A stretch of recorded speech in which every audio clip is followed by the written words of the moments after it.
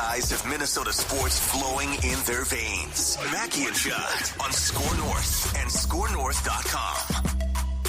And actually today it's Judd and Declan with a scoop session with our good friend Darren Doogie Wilson of Channel 5 Eyewitness News. Mackey is on assignment in Washington, so he's gone today. We're going to get to a ton of scoops. We're going to actually talk about, off the top, the situation with Jordan Addison and the ankle that he injured last week in Cleveland. But before we do that, I want to tell you about one of the fine sponsors of today's show. That's a place I've been talking about for a long time now. That's our friends at Finch Home Solutions, who do such a great job. Any electrical needs that you might have, there they are early this morning, going out, sending the trucks out. Finch now, by the way, a certified dealer and installer of gemstone lights, which are, get this, Dukes, permanent holiday lighting. That means no getting up on the roof anymore, no putting up the lights, taking the lights down, lights go out. Guess what? Permanent holiday lighting, which the gal might love. And then you say, well, what's the payoff for me? And Sports Dad's going to tell you right now, the payoff is this. Those lights, they're like LED lights. They can be changed. Let's say the Vikings have a huge game on Sunday. Let's say you choose to light those lights up and they're all purple. Or, you know what? You're a Gopher fan, maroon and gold, perhaps. So Finch can take care of everything that you could possibly want. But if you're looking for a Christmas gift that is for her, but also for you, permanent holiday lighting is the way to go. 612-357-2604, FinchHomeSolutions.com, FinchHomeSolutions.com. Doogie, welcome aboard. And I think I have seen you more in the past month than my dog, than Dawn. It's unbelievable. I go out to training camp. You're there. I'm there. But the good news is you are gleaning information left and right. Let's start with the update on Vikings' very important number 2 wide receiver, Jordan Addison. Well, even more important, Judd, when you consider that T.J. Hockenson will not be in uniform for the opener against the Giants. Watching Hockenson off to the side on Monday looked a little hesitant at times, a little bit more so than a week or two ago. I think bottom line on Hockenson, after the bye, does that mean like late October, early November? But it's still going to be a bit on T.J. Hockenson. So you want Jordan Addison back as soon as possible, but we're dealing with a pretty significant ankle sprain that is going to set him back for at least another week to 2 weeks. Like, I think he'll be back practicing the Wednesday of Giants week, whatever that Wednesday is that September 3rd or September 4th? Yep. Leading into Sunday, September 8th. But I don't know if the ankle is going to be 100% in that moment. Like, this type of ankle injury takes multiple weeks to truly recover from. Plus, it's one we'll have to keep an eye on once he's back out there. And so it's not necessarily great news. It's not doom and gloom. He's going to be back. But, yeah, it's still going to be a little bit. Are we talking high ankle sprain? Do we know if it is a high ankle I don't know sprain? definitively, but I'm led to believe that you're down the right path. How about I say that? Dex, go ahead. So last year, Dukes, I believe the Vikes kept 6 wide receivers. Does this change things at all with the 6 wide receivers they plan to keep? You know, does Jordan Addison end up being inactive and they have to call up a wideout from the practice squad if he's not ready week 1? I mean, is the 6 wide receivers still probably in play for the Vikings here when they do set a 53? Yeah, I'm with Judd on that, Declan. I saw Judd's Subtrack this morning predicting that 6 wide receivers. Substack, Dukes. Substack. Subtrack is his mixtape. Yeah. Subtrack is his mixtape. Got it. All right. Yep. Well, I'll be listening to his Subtrack later. Hopefully you can send that to me ASAP. But your Substack, I read it, okay, and I see that you say that the Vikings will keep 6 wide receivers. I'm with you on that. Tristan Jackson is having a good camp. Sherfield, I think, is going to make the roster. So we're talking about Jackson, Sherfield. We know Naylor is in. We know Powell is in. Addison, Jefferson. Those are your 6 wide receivers. I think they keep the 6. So I don't know if the Addison situation dictates that much at all, Declan. Like, I'm telling you, like, I think the Vikings believe that Addison is going to be back on the practice field that week of the Giants game, then being able to play in that Giants game. I just don't know if he'll be 100%, but I don't think the idea of keeping 6 wide receivers changes much based on Addison's status. Yeah, I've seen a lot of projections, Dukes, that say Sherfield's not going to make it, and I don't think. I think he makes it. I don't think people get why they signed him. He can catch a pass, okay, but he's also really good on special teams. He can block, which some receivers don't do or are crappy at, right? So like Sherfield, in my opinion, is an intangibles guy. Like, he's not going to be a top 3 guy. I think it was the Dolphins tried him as their third receiver a couple of years ago, and it didn't work out. But I mean, he's the type of guy I think that O'Connell loves because of what he brings as a receiver, but more importantly, the little things he does right, which we all know not all receivers do the little things right. Yeah, I mean, I guess I don't know why he wouldn't make it. I'm just telling you, like, I don't say it loosely. I feel pretty confident. I'm not saying I would bet, like, significant money on this, right? I mean, it's not like he's Justin Jefferson lock. But, yeah, I'm led to believe that they really like Sherfield. I know they didn't break the bank, but he was enough of a priority in free agency, and he hasn't done anything to change their opinion when they made the move many months ago. So, yeah, I absolutely see him making the 53-man roster.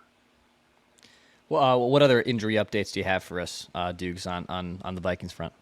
Sure. So Blake Cashman, stitches in the finger. It's unfortunate, right? Like, when Blake is healthy, really good player, productive player. But you look at his history with the Jets, the Texans, unfortunately, he has missed some time, even going back, to the Gophers, right? I mean, just you go back a number of years, that's been his one significant downfall. But the good news is I expect him back on the practice field as soon as either late this week or early next week. He won't play Saturday in Philadelphia, so it may be more next week, but the Vikings anticipate Blake Cashman being back short term. Like, he's going to be back relatively soon. Not necessarily today, but soon enough. I sent you a text on Monday, Judd, about Najee Thompson with the knee. Yeah. That he's been cleared, but he wasn't on the practice field on Monday, but I don't think it's going to be much longer. Like, I was told he's ready to go. So it's when the Vikings say, okay, let's do this. You get out there, number 36. So I didn't see him out there on Monday, but it shouldn't be much longer on Najee Thompson. On Robert Tonyan, I would have told you 3 weeks ago he was going to make the 53-man. I don't see the pathway to the 53-man at this point. He was running off to the side with Hockenson on Monday. He looked a little ginger, like still some, just he might be cooked, Dukes. That's an issue, right? Back spasms. Like, that's just for a not guy an that injury big, you overcome snap of the fingers. Yes. I don't know how he makes the roster next week. So opening day tight ends right now are Oliver for sure. Oliver, yes. Munt for sure. Yes. I think Muse makes the team. Here's what I'm curious about. So do I. They like him, yeah. With TJ Hockenson starting the season on the reserve list or a reserve list, what I'm curious about is I wonder if they're going to go into the season with 3 unless they pick up one, because I just think Tonyan, unfortunately, he got a good chance here, but this to me signifies that his body might just be done. Like, I mean, it's a phenomenally tough sport. He's a big guy. He's obviously taken a pounding. I wonder if this is the end of the road for him. And I'm with you. I don't see a path here. So do they go into the Giants game at least with 3 tight ends instead of 4? Well, I also wonder about N'Keal Harry. Now making the transition to tight end. He continues to make plays. Now, I haven't been to every single practice. I don't take detailed notes like you do, Judd. But number 13 has popped to me enough. Now, is he practice squad? Is he still practice squad eligible? I don't have the rules. I think you are now. I think everyone is now. Like, that rule's changed so much. It has. And there are old men on the practice squad. I squad. can't keep track of it. But, yeah, but is there a certain limit on, if you have whatever veteran status you have? Like, can you only carry a certain amount of guys on the practice squad? But, yeah, I think he's probably practice squad eligible. I think they'd like to keep him around a little bit more to fine-tune that transition from wide receiver to tight end. But I do know they like number 13. But I'm with you on Nick Muse. They like him enough where I can see him making the 53-man. He's been really good. Mm-hmm. Dukes, they played Lewis Cine a ton. Every single defensive snap on Saturday. You got some special team snaps. Obviously, now he's a lock to make the 53-man roster. No, I'm teasing a little bit, but a little bit of a showcase game for Lewis Cine. Is there a chance they could maybe still get a conditional pick? Is that probably the more likely path for Lewis Cine not being on the Vikings roster and then maybe getting some type of comp pick or some type of seventh or sixth round compensation pick for him by the time rosters start to get cut? Yeah, I mean, it makes sense, right, Declan? I mean, I actually thought that was the case even before he popped on Saturday, that there was enough intrigue, former first-round pick. You know, he goes down that rookie year, then transitions to a new defense, completely new scheme with Brian Flores. Maybe not the ideal fit in a Brian Flores defense, but that second year still swimming, still learning everything, still overcoming the injury that it was going to take enough time. And here we are, year 3 for Lewis Cine. I think a trade makes the most sense. A 7th with maybe based on snaps that could turn into a 6th. Yep. You know, but we're talking about a late round pick. We're talking about the Vikings not having a whole lot of draft picks in 2025. So, yeah, I mean, there's going to be a team. Like, I know Tampa had all sorts of pre-draft interest. I can't speak to Tampa's interest necessarily right now, but that's a team that had some interest previously. Heck, we've heard, right, Judd, Philadelphia, potentially New Orleans. I think all it takes is, you know, the one team, right? So, yes, I think he is going to be on a 53-man roster. I don't, Declan, see that being here in Minnesota.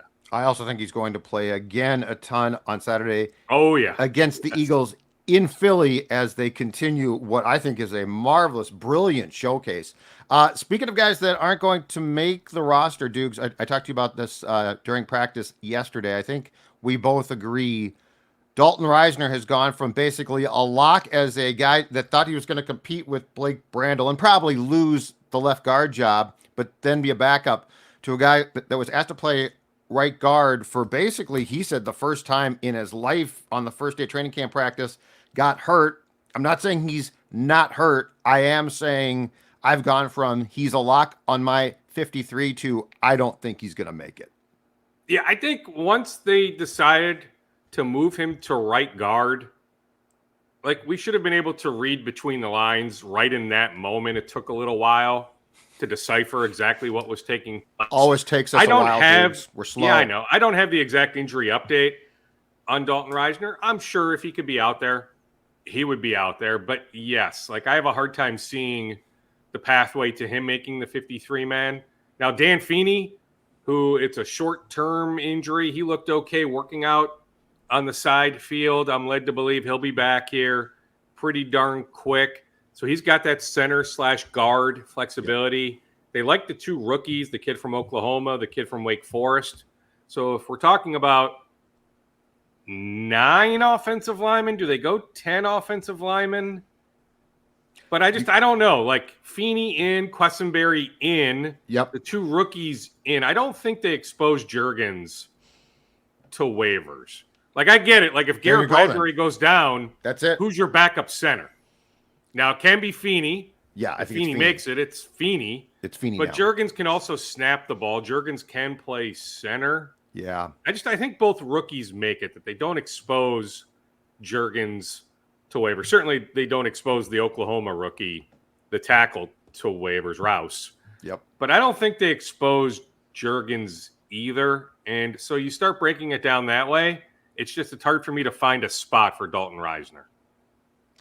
Any other Vikings-related scoops in your scoop bag, Dukes? Well, I mean, some other injuries. I mean, Josh Metellus, as tough a guy as I know in that locker room, so when he's not out there, to me it's noteworthy, but I'm led to believe that's not a long-term type injury, a lower body injury. I don't even know exactly when it happened. Joint practice. It must have been Dukes. Yeah, I Last don't week necessarily, in Cleveland. I'm sure it was either Wednesday or Thursday in suburban Cleveland.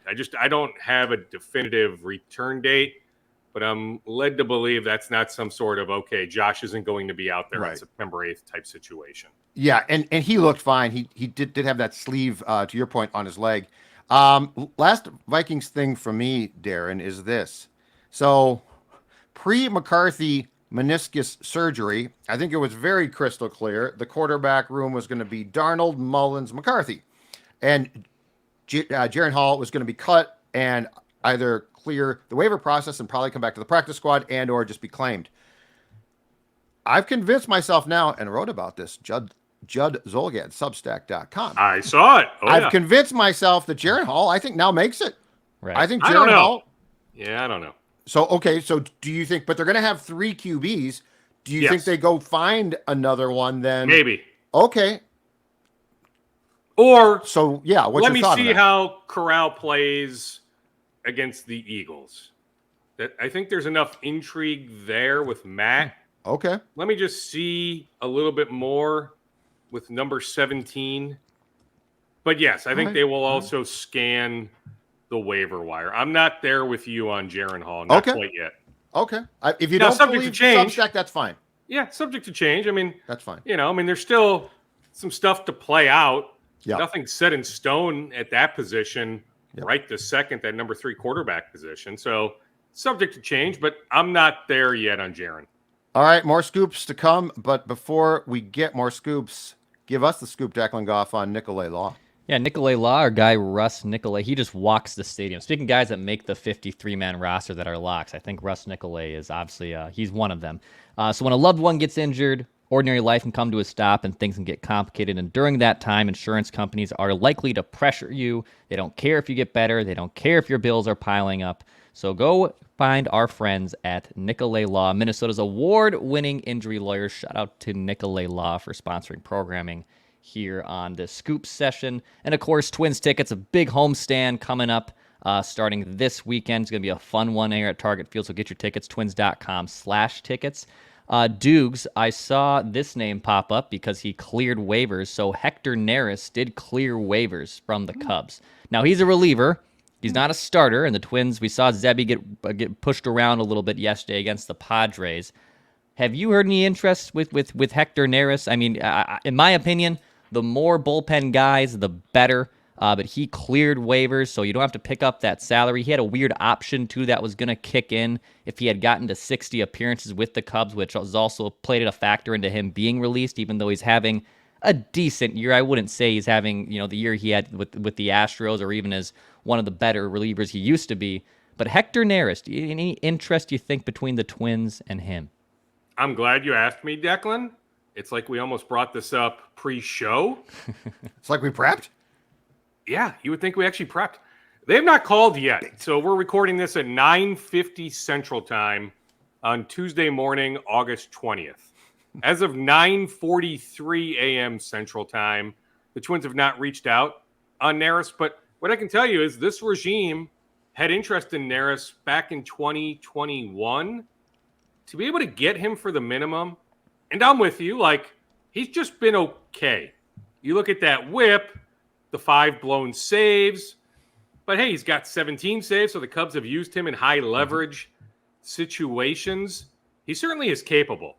If you're asking me if I would rather have Hector Neris or Trevor Richards, give me Hector Neris. Now, The Twins have some options in St. Paul.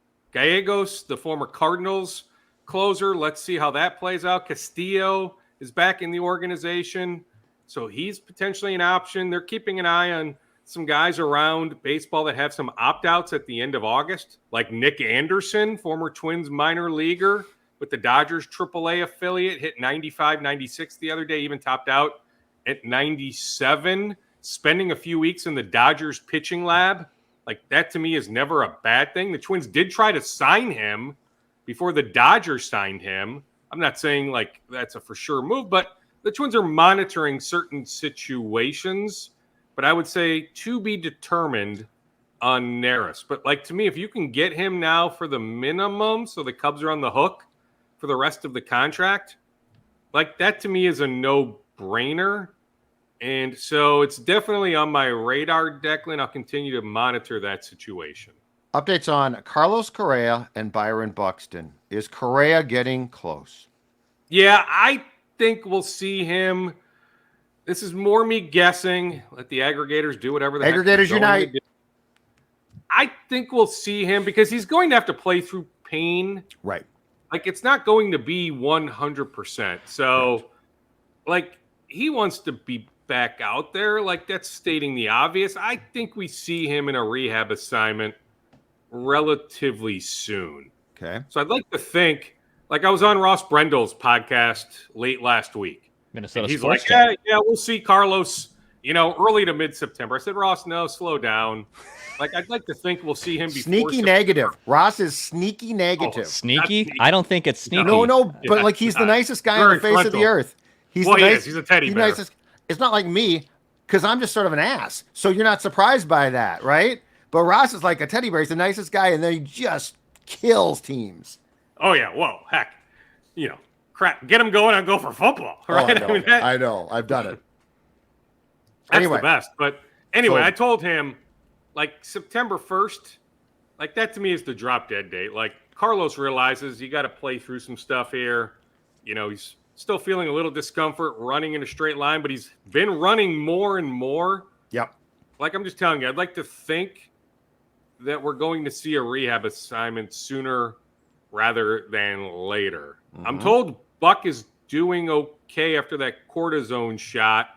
So if it's not the 10 days, it's going to be shortly thereafter. So this isn't a 2 to 3 week type setback. We're talking either the 10-ish days or maybe 11 or 12. And Brooks Lee, I need to wait and hear how he did after doing some hitting yesterday. He's been throwing with that shoulder.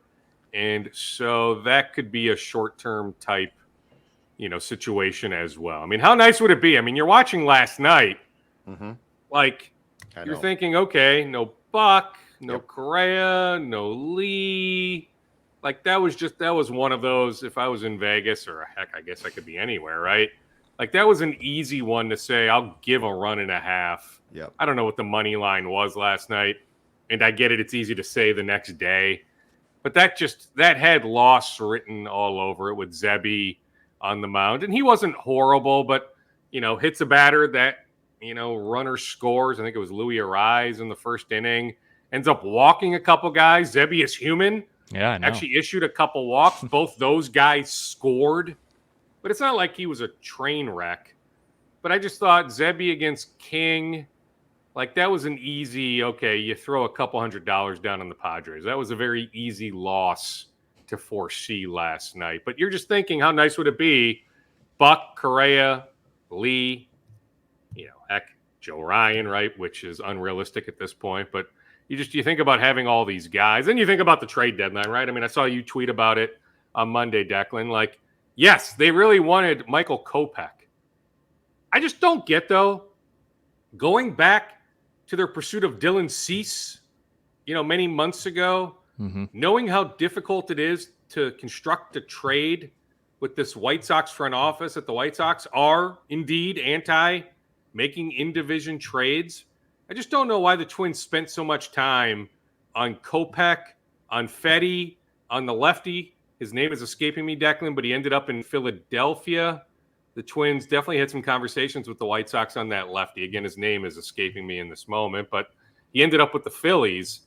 And I'm like, okay, if there's Twins going back to the Cease conversations or any number of other conversations, why did you devote so much time engaging the White Sox in dialogue? Just the Twins should have been open-minded, way more so on other scenarios. And hey, their comeback will be, well, we've got Adler and Jeremy Zoll, and we've got all these guys working the phones. It's not just one person talking to the White Sox. Simultaneously, we're talking to other teams. But it seems like the Twins were keying on the White Sox a little too much going back to the trade deadline.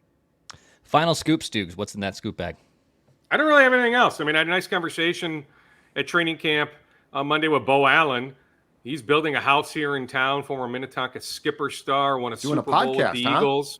Yeah, at US Bank Stadium. He does a podcast now with Chris Long, not the Chris Long in the Channel 5 sports office, but the former NFL defensive lineman. So Chris and Bo were at Vikings training camp on Monday. So it was nice to catch up with Bo. But outside of him saying he's moving back here, building a house here, that he loves it here, nothing really earth-shattering. I mean, just a fun conversation. I was over at Eden Prairie football on Monday. I had a nice conversation with Mike Grant.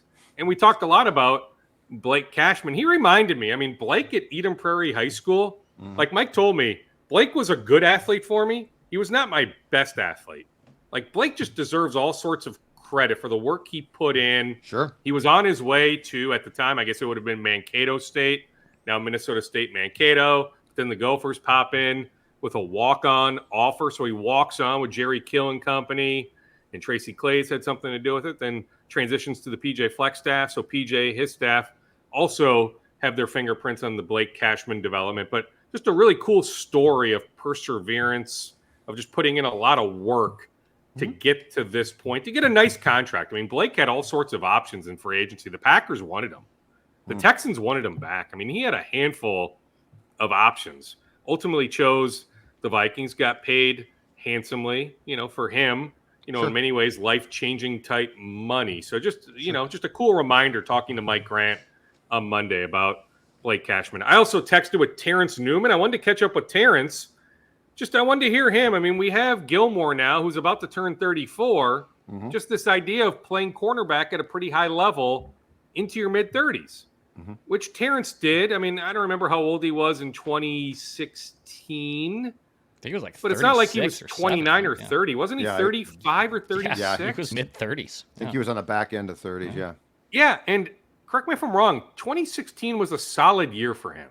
Yeah. Like PFF grades, all that. 2016 worked out well for Terrence Newman. So I had a nice text back and forth with Terrence. Told me he was a little too busy right now, but I think we'll catch up during the season. But he absolutely believes in Gilmore, thinks Gilmore will perform very well in a Brian Flores defense. Awesome stuff, Dukes. We'll talk to you again for a Reckless Speculation Thursday. I think Phil is out until Friday, so you'll have to put up with Dex and I again. Oh, no, not that. Anything but that. Declan, you tell the people. Mackey. What a life. You tell the people what they need to know before we go bye-bye. Hit the like button, subscribe button. We got Purple Daily. That's already locked up. We got Trevor Plouffe, who's about to join us here on the Score North Twin Show as well. He's been on the call. He's really always good. Always good. Love us some Coach Trev. Enjoyable check that out. last night. Yeah. Appreciate you, dudes. We'll talk Thursday. Sounds good, boy.